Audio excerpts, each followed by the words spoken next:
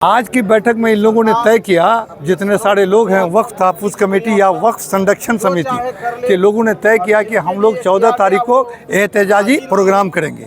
इसके लिए हम लोग परमिशन लेंगे और परमिशन लेकर के 14 तारीख को हम लोग एक जगह जमा होंगे और एक जगह जमा होकर के हम लोग एक शांतिपूर्ण एक एहतजाज करेंगे कि ये जो कानून बना है ये मुसलमानों के हक के खिलाफ है। लोग मिल करके राजनीति से हट करके, पार्टी पॉलिटिक्स से हट करके, क्योंकि ये सारे कौम के लिए ज़रूरी है, ये पूरी कौमियत का मसला है, इसलिए सारे कौम के लोग मिल करके हम लोग चाह रहे हैं कि एक दिन बने, एक डेट बने, उसी दिन ये तय पाएगा। तो उसी के लिए आज बैठा गया था, ये तय पाया है। नाम दिया गया था वक्फ तहफ़्फ़ुज़ कमेटी ना, वक्फ तहफ़्फ़ुज़ कमेटी की ये मीटिंग रखी गई और तमाम दानिश्वर, तमाम हमारे जो उलमाए दीन हैं और तमाम ज़िम्मेदारान हैं, सब लोग, इलाके के सभी लोग यहाँ शामिल हुए। कुछ गलत लोगों के जहन साजी करके इस तरह का काला कानून लाया गया है, जिसके खिलाफ पूरे हिंदुस्तान के मुसलमान भी हैं और सेकुलर हिंदू भाई भी हैं। और एक मुसलमान को, हर एक हिंदू जो सेकुलर है, कि एक मजहब के ज़मीन को, एक जायदाद को आप छीन रहे हैं, एक कानून लाकर, एक काला कानून बनाकर, एक हथियार बनाकर आप उसको हमारे पीछे खंजर छोपने का काम कर रहे हैं। इसके लिए, इस कानून को वापस करने के लिए हम लोग को अब बेदार होने की ज़रूरत है। तो यही संदेश देना चाहेंगे, ये खामोश मिजाजी हमें जीने नहीं देगी, जीना है तो कोहराम मचा दो। अब हम लोग एक इजलास का आयोजन किए हैं, माने शांतिपूर्ण लोकतांत्रिक तरीके से। वक्फ तहफ़्फ़ुज़ कमेटी द्वारा आज आप लोगों ने बैठक रखी, क्या कुछ बातें और क्या करना है आगे?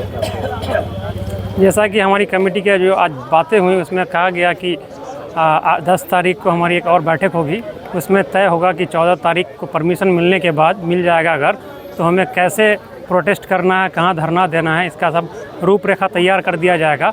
और इसी मीटिंग में सभी बैठेंगे और फिर मशवरा फाइनल होगा, उसके बाद हम लोग फिर आगे का कार्रवाई करेंगे। तो हम सभी को यही संदेश देना चाहेंगे, ये खामोश मिजाजी हमें जीने नहीं देगी, जीना है तो कोहराम मचा दो। अब वक्त नहीं है हमारे पास, हमें अब सर पे कफन बांध लेना पड़ेगा। जब तक ये बिल वापस नहीं होता है, बदला नहीं जाता है, तब तक हमें जंग लड़नी पड़ेगी। सर, वक्फ तहफ़्फ़ुज़ कमेटी बहादुरी के द्वारा बैठक रखा गया, क्या कुछ बात हुई? देखिए, निश्चित रूप से जो पीड़ित होता है, जो मजलूम होता है, जिस पर जुल्म होता है, वो अपने खिलाफ, जुल्म के खिलाफ तो आवाज़ बुलंद करेगा ही। आज वक्फ तहफ़्फ़ुज़ कमेटी या वक्फ संरक्षण समिति जो बहादुरगंज में नौजवानों ने, मुख्तलिफ मकतब ख्याल के उलमाओं ने, यहाँ के आम लोगों ने, यहाँ के जनप्रतिनिधियों ने ये महसूस किया कि ये वक्फ कानून जो पास किया है, ये जिस वर्ग या जिस समुदाय मुसलमानों के लिए किया गया है, मुसलमानों के लिए किया गया, ये सरासर गलत ढंग से किया गया। इस तरह से उसको नहीं किया जाना चाहिए था। अगर कुछ कमियां रह गई थी वक्फ बोर्ड में, तो उस कमियों को दूर करने के लिए जो हमारे लोग हैं, वक्फ कमेटी के लोग हों या मुसलमान की भलाई की बात करते हैं आप, उन लोगों से राब्ता कायम, उन लोगों की राय मशवरा से कानून में संशोधन होनी चाहिए। आज की बैठक में इन लोगों ने तय किया, जितने सारे लोग हैं वक्फ तहफ़्फ़ुज़ कमेटी या वक्फ संरक्षण समिति के लोगों ने तय किया कि हम लोग 14 तारीख को एहतजाजी प्रोग्राम करेंगे।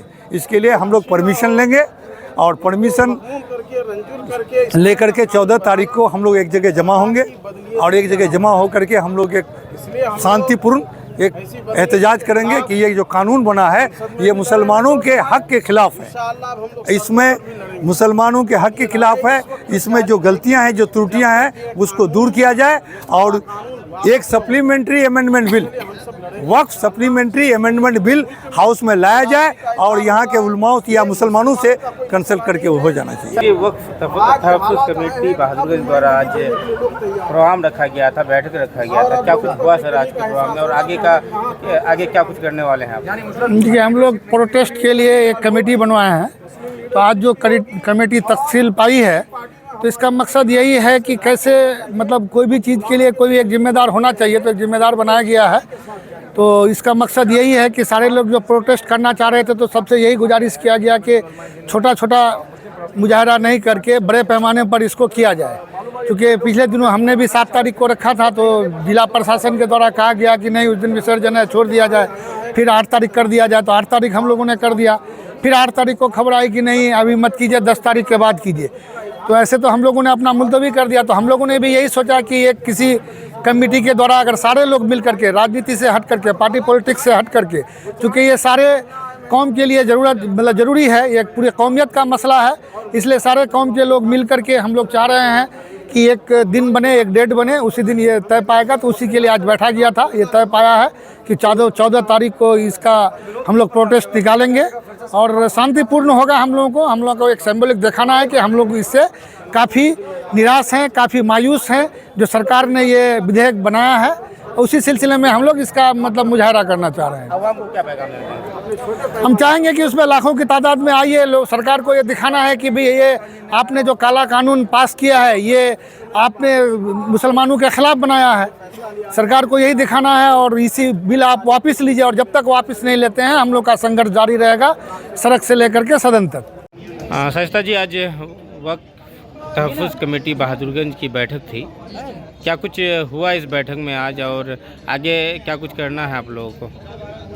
ये वक्त हिंदुस्तान में जो एक सियाह कानून जो अल्पसंख्यकों के खिलाफ जो ये कानून नाफिज की जा रही है, ज़बरदस्ती उन पर थोपा जा रहा है ये कानून, तो उसके खिलाफ एक एहतजाज हम लोग कर रहे हैं। तो इसी के लिए आज यहाँ मीटिंग कॉलेज बहादुरगंज कॉलेज में रखी गई थी और इस मीटिंग का नाम दिया गया था वक्त तहफ़्फ़ुज़ कमेटी ना, वक्त तहफ़्फ़ुज़ कमेटी की ये मीटिंग रखी गई और तमाम दानिश्वर, तमाम हमारे जो उलमाए दीन हैं और तमाम ज़िम्मेदारान हैं, सब लोग, इलाके के सभी लोग यहाँ शामिल हुए, चाहे वो जनप्रतिनिधि हो या आम जनता हो, सारे पार्टियों के लोग एक ही बैनर के तले।